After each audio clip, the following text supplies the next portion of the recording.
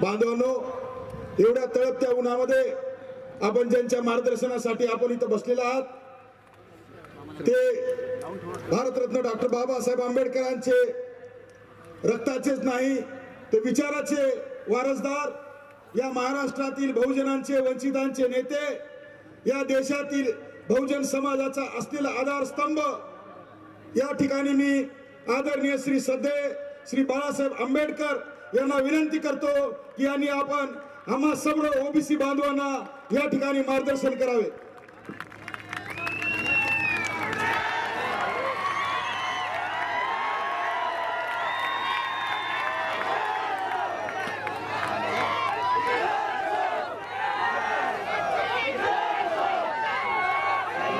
व्यासपीठावरती उपस्थित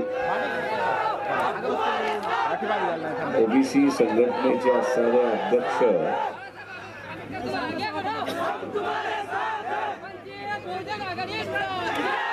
शेंगेजी, त्याच्याच बरोबर प्राध्यापक टी.पी. मुंडेजी,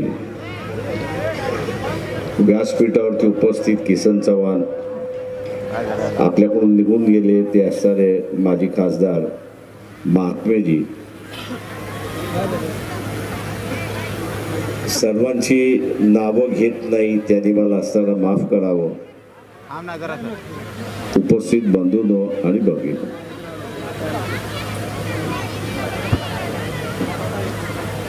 ओबीसीच्या आंदोलनातली 3 जण आहेत ज्यांचा आपल्याला कधीही विसर पडू नये अशी असणारी परिस्थिती आहे।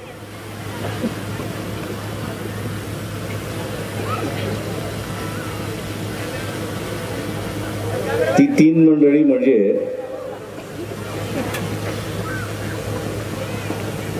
ज्यांनी ओबीसीच्या आंदोलनातलं असणारं पहिलं पुस्तक लिहिलं,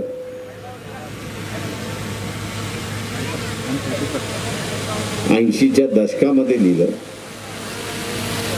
मुंबईचे रहिवासी होते, कोळीवाड्याचे रहिवासी होते, सन्माननीय जनार्दन पाटील। जनार्दन पाटील यांचं जोपर्यंत पुस्तक येत नव्हतं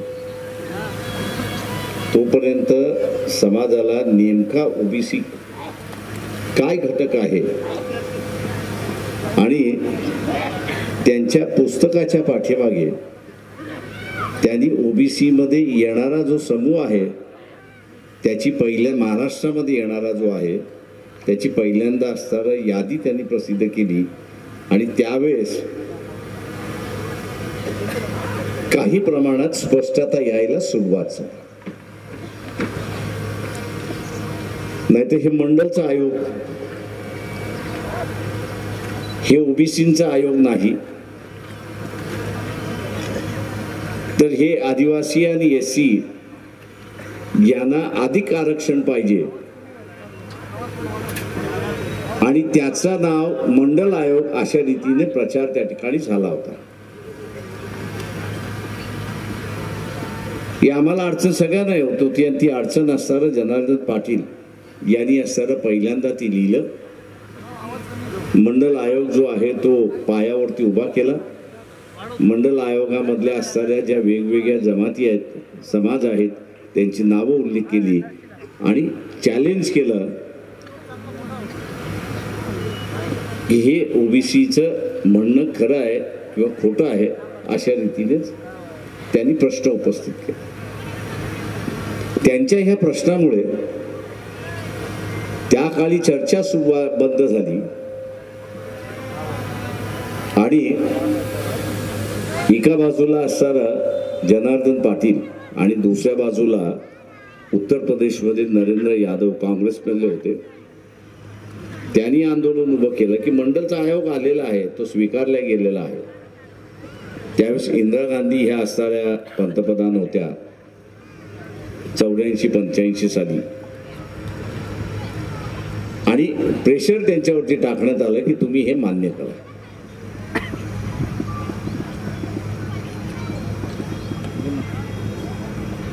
त्यावेळेच्या सरकारने टोलवण्यासाठी विधानसभेचं काय म्हणणं आहे हे मागवण्याचं पत्र पाठवलं आणि प्रत्येक विधानसभेला तुमचं म्हणणं आहे ते पाठवा म्हणून असं सांगितलं. आपल्याला माहित आहे की विधानसभेमध्ये चर्चा कशी झाली असेल, काय झाली असेल आणि ते पूर्णपणे त्यावेळेस असताना भासणात पडला अशी असणारी परिस्थिती आहे. ते पुढे आलं नाही. सत्ता आज जसं आपण सत्ता बदल असं म्हणतोय त्याही वेळेस सत्ता बदलाची चर्चा झाली.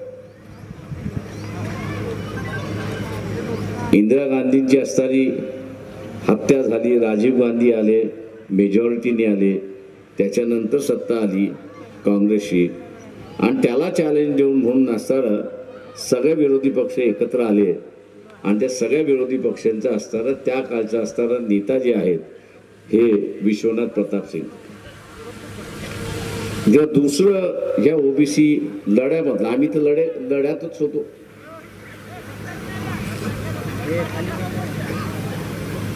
ते एका चर्चेमध्ये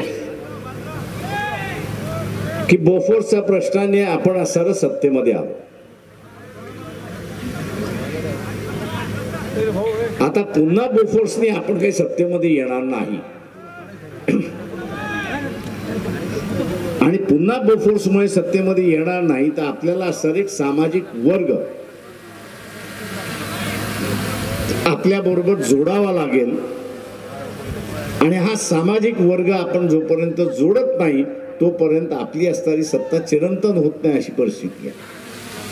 आणि मग ते जोडायचं कसं तर हा मंडल कमिशनचा आयोग जो आहे तो आपण स्वीकारला पाहिजे.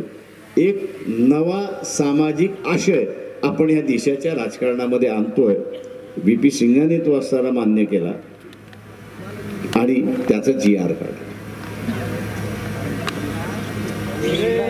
हे जसं मान्य होईल असं लक्षात गेलं तर त्याच्यामधला असणारा तिसरा एक विलन आहे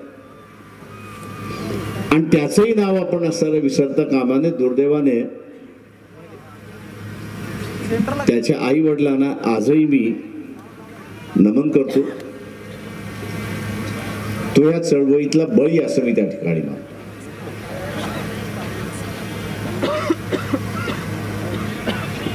अनेक जणांना माहित नसेल दिल्लीमध्ये महिलांचा मोर्चा निघाला होता आणि त्या दिल्लीमधल्या महिलांच्या मोर्चामध्ये प्लेस कार्ड होता म्हणजे फळक होता आणि एक सारखा फळक होता आणि त्या फळकामध्ये काय लिहिलं होतं की आम्हाला आरक्षण नको आणि आम्हाला आरक्षणातला नवराही नको. म्हणजे आम्हाला आरक्षणही नको आणि आरक्षणातला नवराही नको अशा असणाऱ्या पाट्या त्या ठिकाणी लावण्यात आल्या होत्या. आणि त्याच्याच मध्ये हा गोसावी नावाचा असणारा जो विद्यार्थी होता दिल्ली युनिव्हर्सिटी मधला त्याच्या विद्यार्थ्यांनी त्याच्या मित्राने त्याला असं सांगितलं की आपण विरोध केला पाहिजे. आपण असणारा फक्त तुझ्या पायावरती आम्ही असणारं घासलेट टाकतो, फोटो काढण्यात येईल, विद्यार्थ्यांचा विरोध आहे म्हणून त्याचा असणारा प्रचार केला जाईल. परंतु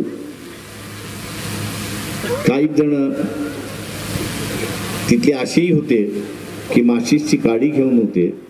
त्यांनी स्वतःच्या पायावरती घासलेट ज्यावेळेस टाकलं त्यावेळेस पाठीमागनं येऊन एकाने त्याला पेटवलं आणि तो पूर्णपणे जळाला अशी असणारी परिस्थिती.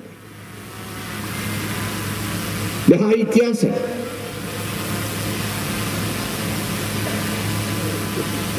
त्याला जाळण्याच्या पाठीमागचा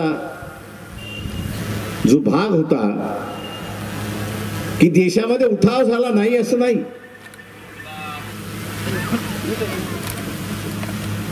पण देशामध्ये उठाव झाल्यानंतर आपण निर्णय घेतलेला आहे. हा निर्णय आता मागे घेतला जाणार नाही, सरकार टिकलं किंवा न टिकलं. आणि त्यावेळेस एका बाजूला मंडल आणि दुसऱ्या बाजूला राम मंदिर, बाबरी मस्जिद याचा वाद सुरुवात होता. भारतीय जनता पक्षाने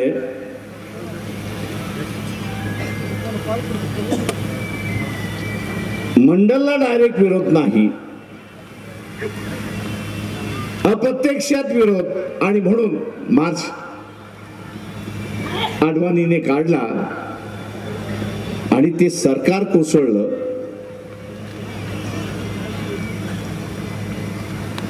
हा इशू सरकारने, VP सिंगाच्या सरकारने घेतलेला निर्णय हा कोर्टामध्ये गेला आणि कोर्टाने सांगितलं की मंडल कमिशनचा सरकारने घेतलेला निर्णय हा संविधानिक आहे आणि तो टिकेल, हा निर्णय त्या ठिकाणी देण्यात. हा इतिहास आहे.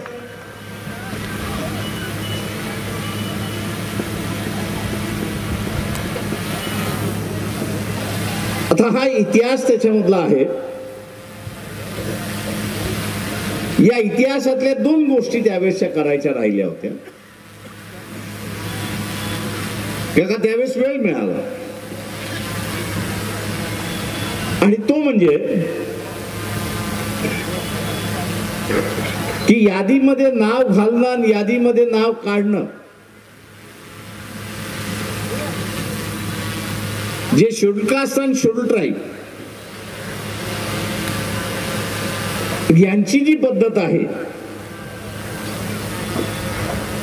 आता ती पद्धत अशी आहे की राज्याला नावं घालता येत नाही किंवा राज्याला सुचवताही येत नाही, अशी असणारी परिस्थिती. केंद्राने एकदा निर्णय घेतला की शेड्यूल कास्ट आणि शेड्यूल ट्राईब याच्या यादीमध्ये कुठल्या तरी राज्याला सुचाव करायचा असेल तर तिकडनं पत्र निघतं. तिकडनं पत्र निघालं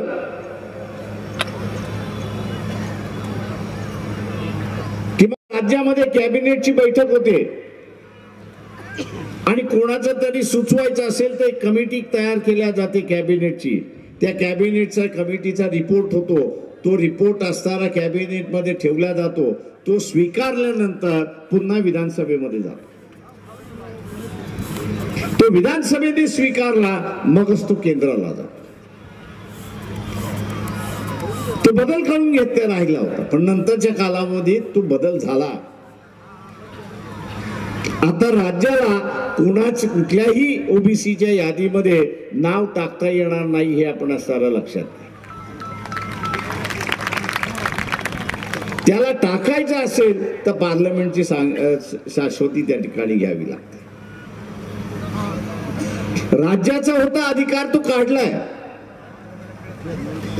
आणि तो अधिकार आता केंद्राला गेलेला आहे. आणि म्हणून मी जे एवढे दिवस या आंदोलनातला अभ्यासक आणि या आंदोलनामध्ये काय होऊ शकतं हे जे पाहत होतो आणि आपल्याला जे म्हणत होतो आणि आजही आश्वासन देतो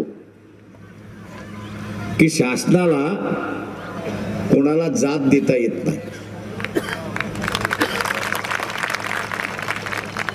शासनाला जात देता येत नाही. अस्तित्वात असणारी जात ही मागासवर्गीय आहे की नाही एवढाच फक्त निर्णय त्या ठिकाणी देतात. तेव्हा ती जात अस्तित्वात असली पाहिजे, तो समाज अस्तित्वात असला पाहिजे. तो समाज अस्तित्वात असेल, ती जात अस्तित्वात असेल तर मग ती मागासवर्गीय आहे की नाही याच्याबद्दल देऊ शकते. पण कुठल्या तरी नव्या जातीला जन्म देणं हा शासनाचा अधिकार नाही आणि तो घटनेने त्यांना दिलेला नाही, हे आपण लक्षात घ्या.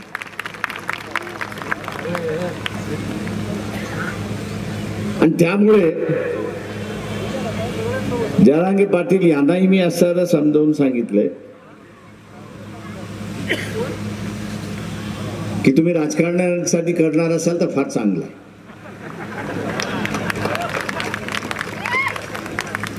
कारण ही सडलेली नेतृत्व जे आहे, ज्याचा असणारा उल्लेख आता असणारा शेंडगेंनी केला, TP मुंडेंनी केला,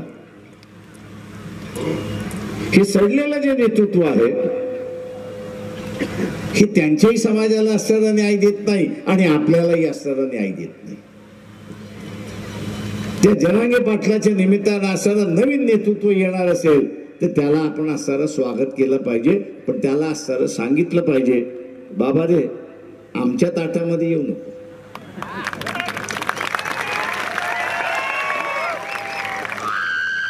बाबा रे तू आमच्या ताटामध्ये येऊ नको. तुला वेगळं ताट करून पाहिजे असेल तर आम्ही त्याला मदत करतो. तुला वेगळं ताट करून पाहिजे असेल तर आम्ही तुला मदत करतो, पण आमच्या ताटामध्ये येऊ. आणि म्हणून मी मुंबईच्या सभेमध्ये म्हटलं की ओबीसीचं ताट वेगळं आहे आणि गरीब मराठ्याचं ताट वेगळं आहे, हे आपण असताना लक्षात.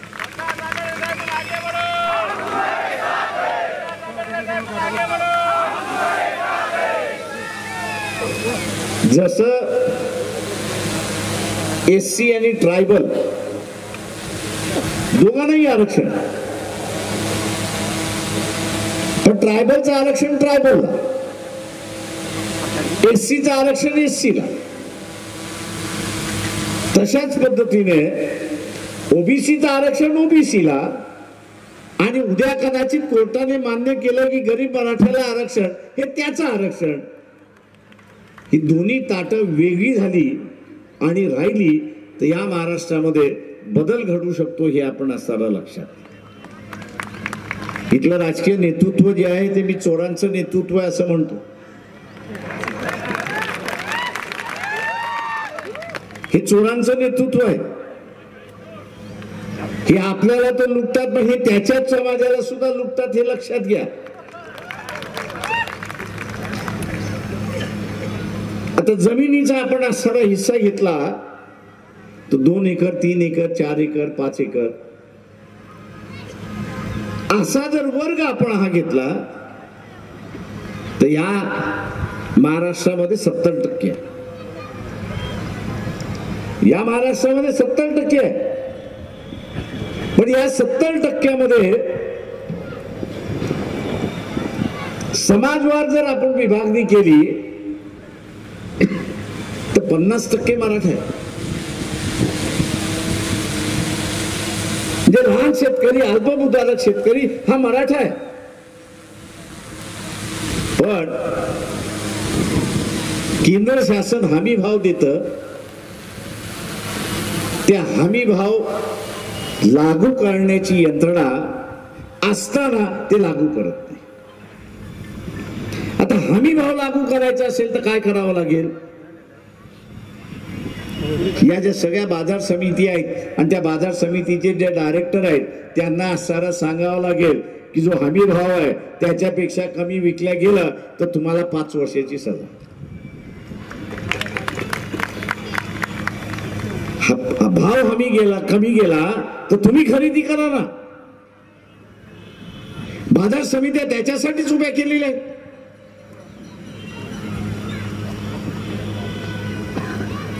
पण ते होणार नाही, कारण का बाजार समितीचे डायरेक्टर, खासदार आणि आमदार हे नातेवाईक आहेत, हे आपण लक्षात घ्या. म्हणून एकमेकाला वाचवण्यासाठी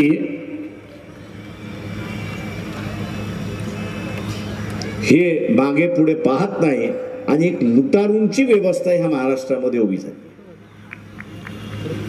एक लुटारूंची व्यवस्था झाली. मागच्या निवडणुकीमध्ये आम्ही बदलण्याचा प्रयत्न केला. नांदेडमध्ये कोणाला उभं केलं होतं? वंचित बहुजन आघाडीने. मतदान दिलं का? तू जिंकला का नाही? याचं कारण असं आहे की इथे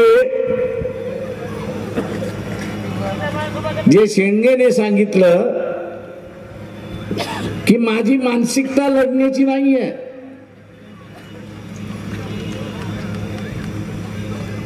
मी माझी लढण्याची मानसिकता केली पाहिजे. त्यांनी जे सांगितलं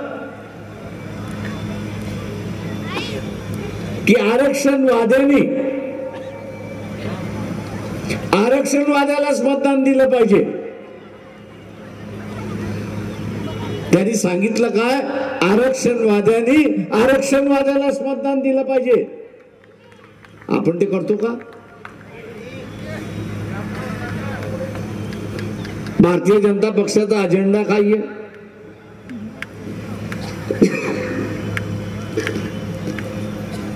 भारतीय जनता पक्षाचा अजेंडा काय आहे?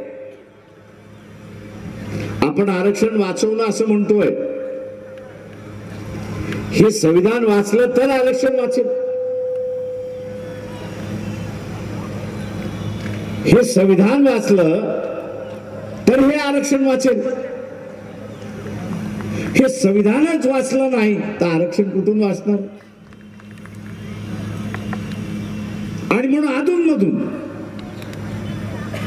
भारतीय जनता पक्षाचा अजेंडा काय होतो?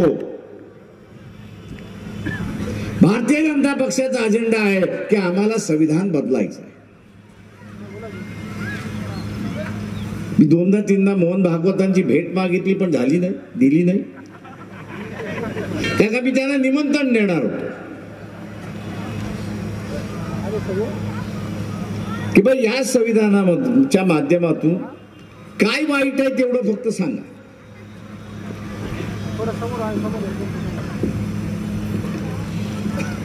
काय वाईट आहे तेवढं फक्त लोकांना सांगा. पटलं आम्हाला तर आम्ही तुमच्या बाजूचे, तुम्ही आम्हाला पटवू शकला नाही तर तुम्ही आमच्या बाजूचे व्हा. पण आमने सामने येणार नाहीत.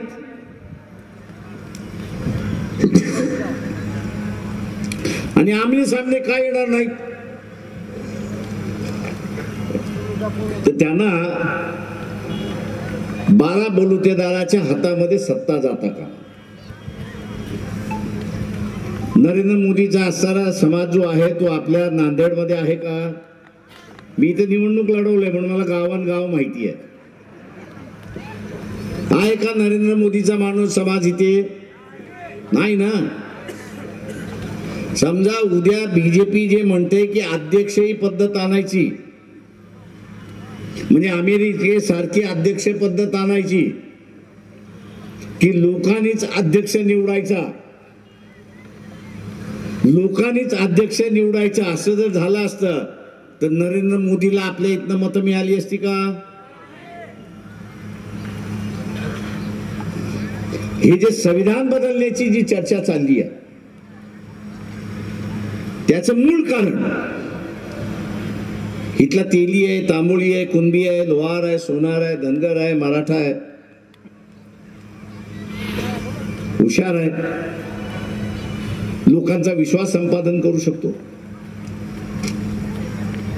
लोकसभेच्या मतदारसंघातून निवडून येऊ शकतो, तर या देशाचा तो पंतप्रधान होऊ शकतो. कारण का मतदारसंघ लहान आहे. आणि म्हणून इथल्या वेगवेगळ्या समूहाला पंतप्रधान होण्याची, निवडून येण्याची संधी आहे हे आपण लक्षात घ्या. जे अध्यक्षीय पद्धत आणते, मला एक सांगा, कुंभार जो आहे तो लोहाराला मतदान देतो का? देणार वेगळा, देतो का विचारतोय मी. देण आहे ना. मग तुमचं मत जाणार कोणाला? तर ब्राह्मणाला जाणार. बाटलाला जरी गेलं तरी त्या राज्यापुरतं बाजूच्या राज्यामध्ये पाटील आहे का? RSS ची संघटना कोणाची? तेव्हा त्यांचाच पंतप्रधान कायमचा कसा होईल हे राजकारण चाललेलं आहे, हे आपण लक्षात घ्या. आणि म्हणून संविधान बदला म्हणून त्या ठिकाणी सांगितलं. म्हणजे महात्मा फुले पासून शाहू महाराजांपर्यंत बाबासाहेब या सगळ्यांनी सामान्याच्या हातामध्ये सत्ता आणून दिली. सामान्यातला सामान्य माणूस इथला सत्ताधारी होऊ शकतो. शिक्षणाची दारं खुली करण्यात आली. उद्याचा व्यवसाय या ठिकाणी करू शकतो. ही अध्यक्षीय पद्धत आली तर या सोयी काही राहतील का? एकदा अध्यक्ष खुर्चीवरती बसला तर 5 वर्षासाठी बसला. 5 वर्षासाठी बसल्यानंतर त्यांनी असं म्हटलं की शाळेच्या ज्या फी आहेत या दर वर्षाला 5 लाख होतील. किती जण 5 लाख देऊ शकतात? हात वरती करा.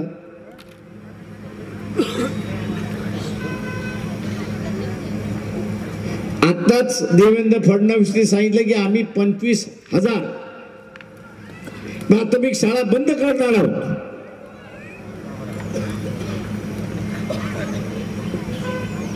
$25,000 प्राथमिक शाळा आम्ही बंद करणार आहोत. होणार काही आहे?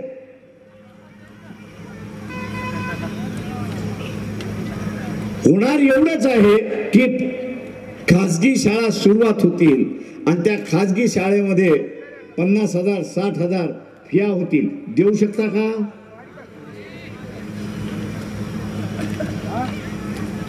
आणि म्हणून जो लढा महात्मा फुलेंनी सुरुवात केला, बाबासाहेबांनी सुरुवात, शाहू महाराजांनी सुरुवात केला की शिक्षण हे सर्वांच्या दारी असलं पाहिजे, सर्वांच्या आवाक्यामध्ये असलं पाहिजे. कारण का शिक्षण हे वाघिणीचं दूध आहे आणि जो कोणी पिएल तो बुरकाल्याशिवाय राहणार नाही, अशी असणारी परिस्थिती आहे. ओबीसीला आरक्षण मिळालं की नाही मिळालं? मिळालं की नाही मिळालं? तुमच्या नातेवाईकामध्ये एकतरी डॉक्टर झाला, इंजिनियर झाला, अधिकारी झाला? 90च्या अगोदर तुमच्या घरामध्ये डॉक्टर होता का?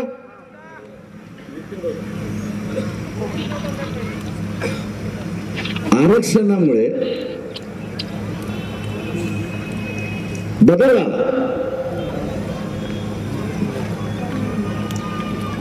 जी जागा आपल्याला मोकळी नव्हती त्या जागेमध्ये आपण गेलो.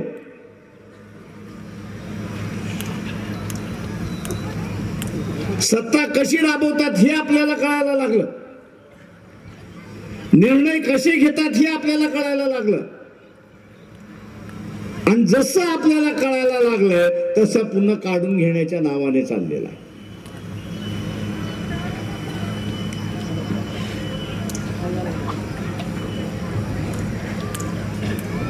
मोदींनी असं म्हटलं की 22 तारखेला दिवाळी साजरी करा. माझं एवढंच त्याला म्हणणं आहे, तू आम्हाला 500-500 रुपये दे, आम्ही दिवाळी साजरी करतो. तू आमचे खर्च कशाला करतोस? 15 लाख देणार होतास, ते 15 लाख देऊ शकला नाही, 500-500 दे, अकाउंट आहे आमचं.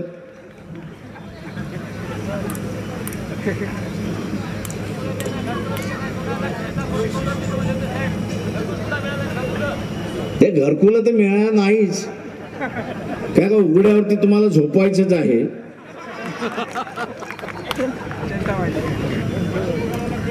आणि म्हणून मी असं नरेंद्र मोदींना हात जोडून माझी विनंती आहे की आम्ही 22ला दिवाळी साजरी करतो, पण 500 रुपये दे ना. तो आमच्याच असणाऱ्या पोरांच्या तोंडातल्या घासातलं 500 रुपये कशाला काढतोयस? एकतर महागाई,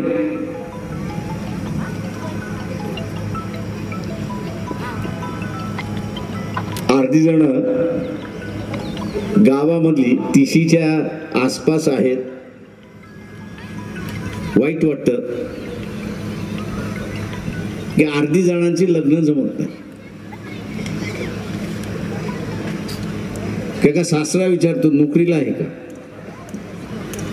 काय का मी एका बरोबर गेलो होतो, असंच ठरवण्यासाठी गेलो होतो. सासऱ्याने मला असं आतमध्ये बोलवलं आणि विचारलं, प्रकाशराव ठीक आहे तुम्ही आलात, मुलगी देतो, पण वर्षभरामध्ये ह्याला नोकरी लावता का?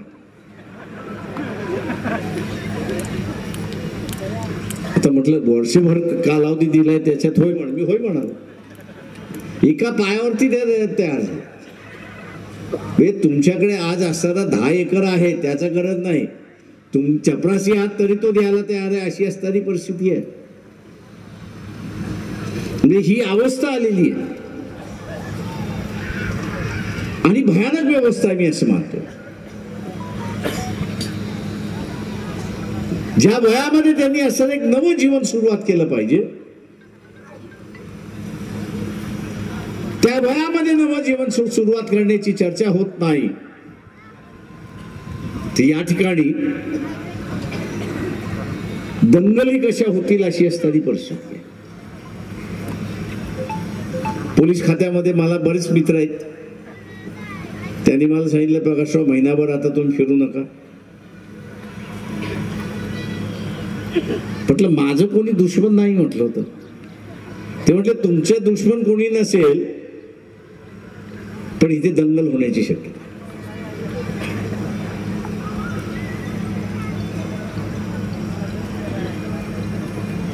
आता ही दंगल आपण करायची का?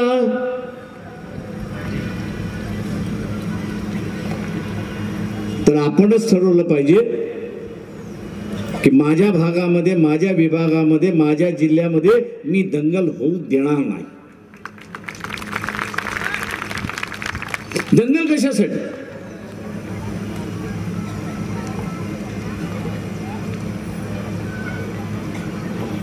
हा सरकार म्हणत असेल की इथल्या असणारा बाजार समितीचा डायरेक्टर ऐकत नाही, त्याला मारा, त्याला मारायला मी तयार. कारण तो ऐकत नाहीये. काय ऐकत नाहीये? तर हमी भावाप्रमाणे तो असणारा माल विकत घेतला जाईल याची तो यंत्रणा करत नाहीये.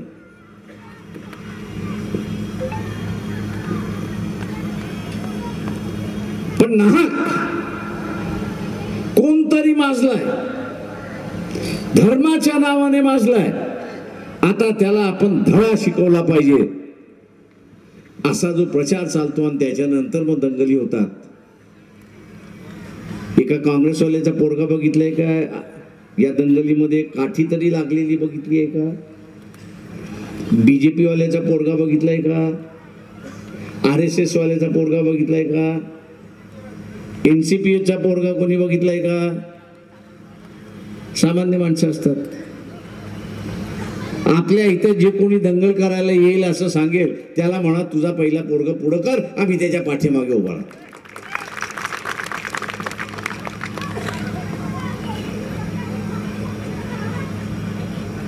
आणि म्हणून उद्याचा असणारा हा बदल आपल्याला करायचा. आपलं मिळालेलं आरक्षण आपल्याला असणारं वाचवायचं. मोर्चे काढून, आंदोलने काढून जागृती होते. मोर्चे काढून, आंदोलन करून जागृती होते. पण मिळालेलं टिकवायचं असेल तर मी सत्तेमध्ये गेलो पाहिजे.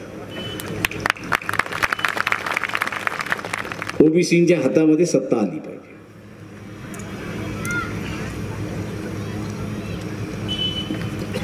ओबीसीच्या हातामध्ये सत्ता आली पाहिजे. आणि ओबीसीच्या हातामध्ये सत्ता कशी आहे? कशी आहे?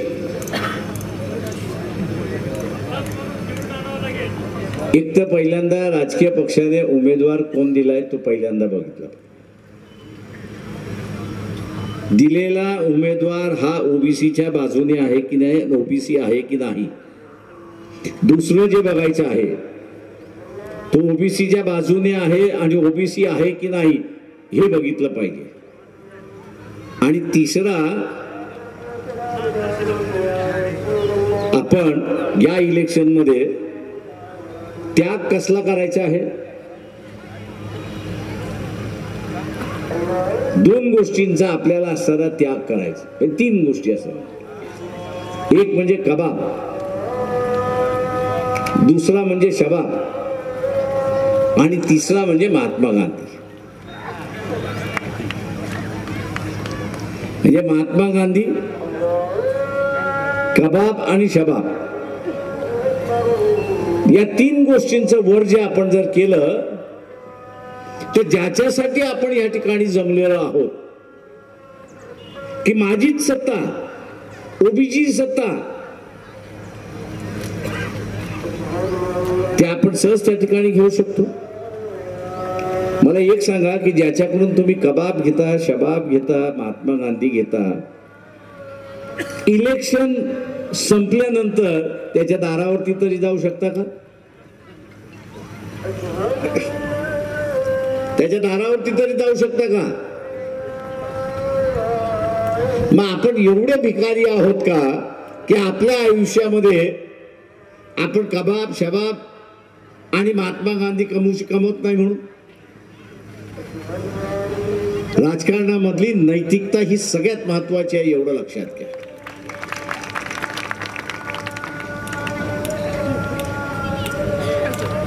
राजकारणातली नैतिकता ही सगळ्यात महत्वाची आहे. आणि ज्या समूहाकडे नैतिकता आहे, ज्या समूहाकडे नैतिकता आहे,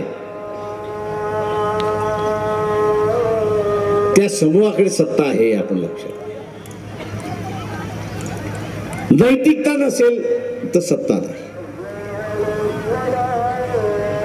उद्या आपण असं कोणतरी येतं, मी मंदिर बांधून देतो, अमुक देतो, तमुक देतो, आपण त्याला हात जोडून म्हटलं पाहिजे की मी निवडून येतो, मी निवडून आलो की शासनाचा पैसा मीच वापरतो आणि मला नवं मंदिर बांधायचं असेल तर मी नवं मंदिर बांधेन, तिथे टाळ बांधायचं असेल तर मीच स्वतःहून असाला टाळ देईन, तुझा आला अजिबात नको.